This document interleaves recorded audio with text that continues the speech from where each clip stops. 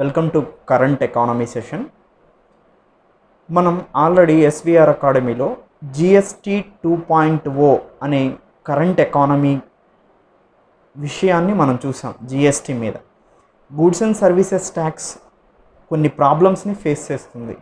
వాటిలో మేజర్గా ఏంటంటే కోఆపరేటివ్ ఫెడరలిజాన్ని కొంచెం ఆటంకం కలిగించేలాగా యాక్చువల్గా GST goods and services tax అనేది డెస్టినేషన్ బేస్డ్ ట్యాక్స్ కాబట్టి గూడ్స్ అండ్ సర్వీసెస్ ప్రొడక్షన్ చేసే కంట్రీస్ ఏవైతే ఉన్నాయో స్టేట్స్ ఏవైతే ఉన్నాయో వాటికి కొన్ని లాసెస్ వస్తున్నాయి.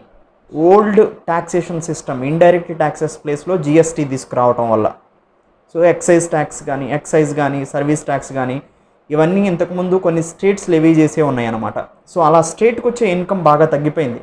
దాంతో జిఎస్టీ యాక్ట్లోనే జిఎస్టీ కంపెన్సేషన్ ఇస్తాం ఒక 5 years వరకు అని చెప్పి జిఎస్టీ యాక్ట్లోనే మెన్షన్ చేయడం జరిగిందనమాట. సో 2022 వరకు కూడా జిఎస్టీ కంపెన్సేషన్ అనేది ఎవరైతే నష్టపోయే రాష్ట్రాలు ఉన్నాయో వాటికి జిఎస్టీ కంపెన్సేషన్ సెస్ అంటే సిన్ గూడ్స్ మీద ఎక్కువ సెస్ని విధించి, సెస్ అంటే ఒక స్పెసిఫిక్ పర్పస్ కోసం ఉపయోగించే ట్యాక్స్నే మనం సెస్ అంటాం. ఇప్పుడు జిఎస్టీ కంపెన్సేషన్ కోసం జిఎస్టీ సెస్ని సిన్ గూడ్స్ మీద వసూలు చేస్తున్నారు కాబట్టి దీన్ని జిఎస్టీ కంపెన్సేషన్ సెస్ అన్నారు. అంటే దీనికి వచ్చినటువంటి మనీ ఏదైతే ఉండిందో జిఎస్టీ కంపెన్సేషన్ సెస్ వల్ల వీటిని ఉపయోగిస్తారంటే హై అండ్ లగ్జరీ కార్స్ కానీ టొబాకో ప్రొడక్ట్స్ కానీ ఇలా సిన్ గూడ్స్ ఏవైతే ఉన్నాయో వీటి మీద లెవీ చేసి కంపెన్సేషన్ సెస్ని వసూలు చేసి అవి జిఎస్టీ కంపెన్సేషన్ ఇవ్వడం కోసం ఈ వచ్చిన ట్యాక్స్ను ఉపయోగిస్తారు కాబట్టి ఒక స్పెసిఫిక్ పర్పస్ కోసం ఉంది కాబట్టి దీన్ని జిఎస్టీ కంపెన్సేషన్ సెస్ అంటారు.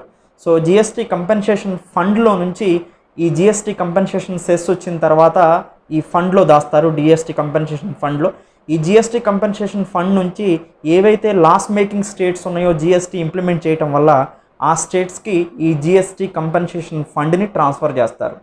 అయితే కోవిడ్-19 పీరియడ్ కారణంగా సెంట్రల్ గవర్నమెంట్కి కూడా జిఎస్టీ రెవెన్యూ చాలా తక్కువగా వచ్చింది. ఎందుకంటే number of goods and services production తగ్గింది. So selling and buying activity తగ్గింది కాబట్టి ఎకానమీలో సెంట్రల్ గవర్నమెంట్కి వచ్చినటువంటి ట్యాక్స్ రెవెన్యూ కూడా చాలా తక్కువగా ఉంది. సో దాంట్లో జిఎస్టీ ట్యాక్స్ కూడా చాలా తక్కువగా ఉంది. అలానే జిఎస్టీ సెస్ కూడా చాలా తక్కువగా వచ్చింది. దాంతో సెంట్రల్ గవర్నమెంట్ స్టేట్ గవర్నమెంట్కి ఇవ్వాల్సినటువంటి బకాయిలు ఏవైతే ఉన్నాయో వాటిని ఇవ్వలేకపోతుంది అనమాట. అందుకని రీసెంట్గా ఇంతకుముందు ఏం చెప్పిందంటే జిఎస్టీ 2.0లో దీని గురించి నేను డిస్కస్ చేశాను. ఒకసారి ఆ వీడియోని డిస్క్రిప్షన్లో కూడా ఇస్తున్నాను, ఒకసారి చూడండి. అయితే ఇక్కడ స్టేట్ గవర్నమెంట్స్కి పే చేయాలి, కానీ స్టేట్ గవర్నమెంట్స్ అడుగుతున్నాయి, స్టేట్ గవర్నమెంట్ పే చేయలేని పరిస్థితిలో ఉంది సెంట్రల్ గవర్నమెంట్. సో అందుకని సెంట్రల్ గవర్నమెంట్ స్టేట్ గవర్నమెంట్స్ మధ్యలో కోఆపరేటివ్ ఫెడరలిజం అనే ప్రిన్సిపల్కి కూడా కొంచెం డ్యామేజ్ జరగడానికి అవకాశం ఉండింది ఇలాంటి చర్యల వల్ల. సో ఎందుకంటే స్టేట్ గవర్నమెంట్స్ మీరే బర్డెన్ చేసుకోవాలి అని సెంట్రల్ గవర్నమెంట్ చెప్తుంది, కానీ చివరికి ఈ కోఆపరేటివ్ ఫెడరలిజానికి సెంట్రల్ గవర్నమెంట్ స్టిక్ అయిపోయి స్టేట్స్కి కూడా మనమే సహాయం చేద్దామనే ఉద్దేశంతో సెంట్రల్ గవర్నమెంట్ ఒక 1.1 lakh crores ఆఫ్ రూపీస్ని బారో చేయడానికి రెడీ అయింది. సో 1.1 లక్షల కోట్లని సెంట్రల్ గవర్నమెంట్ అప్పుగా తీసుకుంటుంది. ఎందుకు సెంట్రల్ గవర్నమెంట్ అప్పుగా తీసుకుంటుంది అంటే స్టేట్స్కి జిఎస్టీ కంపెన్సేషన్ ఫండ్ ఇవ్వాలి, సెస్ ఇవ్వాలి కాబట్టి ఇలా 1.1 lakh crores తీసుకొని స్టేట్ గవర్నమెంట్స్కి వీటిని ట్రాన్స్ఫర్ చేస్తుంది. అయితే స్టేట్ గవర్నమెంట్స్కి ఇవి లోన్ ఫామ్లో ఇస్తుందన్నమాట. విత్ ఇంట్రెస్ట్ రేట్తో స్టేట్స్ పే చేయాలి. కానీ ఈ అమౌంట్ ఏదైతే ఉండిందో central government already GST compensation సెస్ని ఫండ్ని స్టేట్స్ గవర్నమెంట్కి ట్రాన్స్ఫర్ చేయాలి కాబట్టి ఈ జూన్ 2022 కన్నా కూడా బియాండ్ కూడా సెస్ విధించడానికి జిఎస్టీ కంపెన్సేషన్ సెస్ విధించడానికి ఎక్స్టెండ్ చేసింది డేట్ని.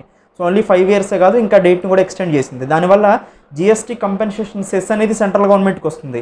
సో ఇప్పుడు లోన్ ఫామ్లో ఇప్పుడు స్టేట్ గవర్నమెంట్కి 1.1 lakh crores తీసుకొని స్టేట్ గవర్నమెంట్స్కి ట్రాన్స్ఫర్ చేసి తర్వాత జిఎస్టీ కంపెన్సేషన్ ఫండ్ ఏదైతే వస్తుందో దాని ద్వారా తీసుకున్న అప్పును తీరుస్తాయి అన్నమాట. సో ఇది central government 1.1 lakh crores borrow చేయడానికి గల ముఖ్యమైన కారణం. సో వీటిని బ్యాక్ టు బ్యాక్ లోన్స్ అంటారనమాట. అంటే central government behalf of state governments బదులుగా సెంట్రల్ గవర్నమెంటే లోన్ తీసుకొని స్టేట్ గవర్నమెంట్స్కి ఇస్తుంది. ఇలా ఇవ్వటం వల్ల ఏంటి విషయం అంటే సెంట్రల్ గవర్నమెంట్ లోన్ తీసుకున్నప్పుడు ఇంట్రెస్ట్ రేట్ చాలా తక్కువగా ఉంటుంది స్టేట్ గవర్నమెంట్స్తో పోల్చుకుంటే. ఎప్పుడైనా రీపేయింగ్ కెపాసిటీ ఉందంటే ఇంట్రెస్ట్ రేట్ తక్కువగా ఉంటుంది. రీపేయింగ్ కెపాసిటీ తక్కువగా ఉందంటే ఆటోమేటిక్గా ఇంట్రెస్ట్ రేట్ అనేది హెవీగా ఉంటుందన్నమాట. అందుకని సెంట్రల్ గవర్నమెంటే ఎందుకు ఇన్వాల్వ్ అయింది అంటే ఇంట్రెస్ట్ రేట్ తక్కువగా ఉంటుంది కాబట్టి. నెక్స్ట్, ఈ అమౌంట్ ఏదైతే లోన్గా తీసుకుంటుందో ఇది ఎక్స్టర్నల్ ఎయిడ్ ప్రాజెక్ట్, ఎలా అయితే వరల్డ్ బ్యాంక్ కానీ ఐఎంఎఫ్ కానీ ఏషియన్ డెవలప్మెంట్ బ్యాంక్ నుంచి లోన్స్ సెంట్రల్ గవర్నమెంట్ తీసుకుంటుందో అదే తరహాలో ఈ లోన్ యొక్క వాల్యూస్ కానీ క్యాలిక్యులేట్ చేయటం కానీ పద్ధతి కానీ అలానే ఉంటుందన్నమాట. అయితే ఇది సెంట్రల్ గవర్నమెంట్ యొక్క debt to GDP ratio, central government యొక్క పూర్తి అప్పుల బుక్కుల్లోకి ఇవి రావు. అందుకనే సో ఫిజికల్ డెఫిసిట్ కింద కూడా ఇది క్యాలిక్యులేట్ చేయబడదు అని మనకు అర్థమవుతుంది అనమాట. సో ఎనీవే, ఇలా స్టేట్ గవర్నమెంట్స్కి సెంట్రల్ గవర్నమెంట్ 1.1 lakh crores తీసుకొని ఇవ్వటం అనేది స్టేట్ గవర్నమెంట్స్ యొక్క క్యాపిటల్ అకౌంట్ అవుతుంది. అంటే స్టేట్ గవర్నమెంట్స్ ఒక క్యాపిటల్ ఇన్వెస్ట్మెంట్ చేయడం కోసం, సో అంటే వాళ్ళ డైలీ ఎక్స్పెండిచర్ కోసం కాకుండా ఏదైనా ఒక అసెట్ క్రియేట్ చేయడానికి సెంట్రల్ గవర్నమెంట్ స్టేట్ గవర్నమెంట్స్కి ఈ మనీని ఇస్తుంది అనేది సో సెంట్రల్ గవర్నమెంట్ మనకు చెప్తుంది. Anyway, central government 1.1 lakh crores తీసుకొని తను స్టేట్స్కి ఏదైతే కంపెన్సేషన్ ఇవ్వాలో ఆ కంపెన్సేషన్ని తను అప్పుగా తీసుకొని ఇస్తుంది. సో అలా తీసుకునే అప్పు వల్ల సెంట్రల్ గవర్నమెంట్ యొక్క డెట్ బుక్లో ఇది ఎక్కదు. సో జస్ట్ ఎయిడ్ ప్రాజెక్ట్స్కి ఎలా అయితే other financial institutions, other foreign financial institutions help చేస్తున్నాయో అలానే ఈ లోన్ను కూడా క్యాలిక్యులేట్ చేయడం జరుగుతుంది. ఆఫ్టర్ జిఎస్టీ కంపెన్సేషన్ ఫండ్ తనకి పూర్తిగా వచ్చిన తర్వాత అప్పుడు స్టేట్ గవర్నమెంట్స్కి ట్రాన్స్ఫర్ చేయకోకుండా ఈ లోన్ను తీర్చడానికి ప్రయత్నాలు కొనసాగిస్తుంది సెంట్రల్ గవర్నమెంట్. సో ఇది centre to borrow 1.1 lakh crores as a back to back loan from other financial institutions or other foreign institutions. IRDAI, insurance regulatory development authority of India, దీన్ని IRDAI అంటారు. Insurance companies ఏవైతే ఉన్నాయో like life insurance corporation కానీ, New India Assurance Limited కానీ, Reliance కానీ, so ఇలాంటి insurer, అది life insurance కానీ హెల్త్ ఇన్సూరెన్స్ కానీ ఇన్సూరెన్స్ సెక్టార్ను మొత్తాన్ని రెగ్యులేట్ చేసేది, నియంత్రించే బాడీయే IRDAI, insurance regulatory development authority of India అంటారు. బ్యాంకులను ఎలా అయితే రిజర్వ్ బ్యాంక్ ఆఫ్ ఇండియా నియంత్రిస్తుందో, సెంట్రల్ అథారిటీగా ఉండిందో, అలానే ఇన్సూరెన్స్ కంపెనీలన్నిటికీ IRDAI సెంట్రల్ నోడల్ ఏజెన్సీగా ఉంటుంది, రెగ్యులేటర్గా ఉంటుందన్నమాట. రీసెంట్గా insurance regulatory development authority of India IRDAI అనేది సిస్టమాటికల్లీ ఇంపార్టెంట్ ఇన్సూరర్, అంటే సిస్టమాటికల్లీ ఇంపార్టెంట్ ఇన్సూరెన్స్ కంపెనీస్ ఏవైతే ఉన్నాయో వాటిని అనౌన్స్ చేసింది. సిస్టమాటికల్లీ ఇంపార్టెంట్ ఇన్సూరర్స్ అంటే ఏంటి అని మనం అర్థం చేసుకుంటే, సిస్టమాటికల్లీ ఇంపార్టెన్స్ ఇచ్చారు అంటే ఆ కంపెనీలు ఏవైతే ఉన్నాయో ఎక్కువ సర్వీస్ చేస్తున్నాయి, ఎక్కువగా సర్వీస్ బేస్ ఉన్న కంపెనీస్ అవి బ్యాంక్స్ కానీ ఇన్సూరెన్స్ కంపెనీస్ కానీ ఏవైనా కానీ అవి గినక ఫెయిల్ అయితే వాటి యొక్క ప్రభావం సొసైటీలో ఎక్కువ మంది మీద ఉంటుందన్నమాట. సపోజ్ సిస్టమాటికల్లీ ఇంపార్టెంట్ బ్యాంక్ అన్నాం అనుకోండి, ఇండియాలో రిజర్వ్ బ్యాంక్ ఆఫ్ ఇండియా 3 బ్యాంక్స్ని సిస్టమాటికల్లీ ఇంపార్టెంట్ బ్యాంక్స్గా క్లాసిఫై చేసింది. రిజర్వ్ బ్యాంక్ ఆఫ్ ఇండియా ఒకటి, state bank of India, HDFC, ICICI. ఈ బ్యాంకుల్లో ఏదైనా కానీ దివాలా తీస్తే వాటి యొక్క ప్రభావం సామాన్య ప్రజల మీద, డిపాజిటర్దారుల మీద ఎక్కువగా ఉంటుందన్నమాట.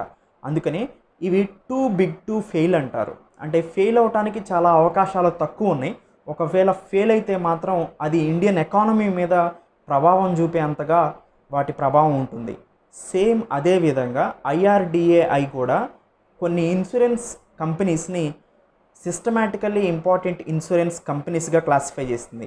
అవేంటంటే LIC, తర్వాత GIC, so general insurance corporation, తర్వాత new India Assurance limited.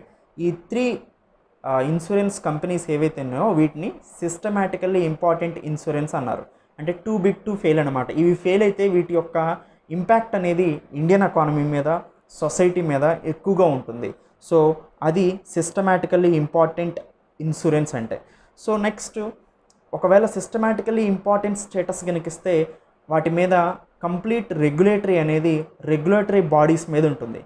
SBI కానీ HDFC కానీ ICICI మీద RBI యొక్క రెగ్యులేటరీ మానిటరింగ్ ఉంటుంది. అలానే ఈ సిస్టమాటికల్లీ ఇంపార్టెన్స్ ఇన్సూరెన్స్ కంపెనీస్గా 3 కంపెనీస్ని అనౌన్స్ చేశారు కదా, వీటి మీద కూడా IRDAI యొక్క నియంత్రణ ఎక్కువగా ఉంటుంది. ఎందుకంటే టూ బిగ్ టు ఫెయిల్ అనమాట. ఫెయిల్ అవ్వ అంత సామాన్యంగా, ఒకవేళ ఫెయిల్ అయితే సమాజం మీద కానీ ఇండియన్ ఎకానమీ మీద కానీ ఎక్కువ ప్రభావం పడుకోకుండా రెగ్యులేటరీ ఫ్రేమ్వర్క్ని అనౌన్స్ చేస్తూ ఉంటాయి అన్నమాట.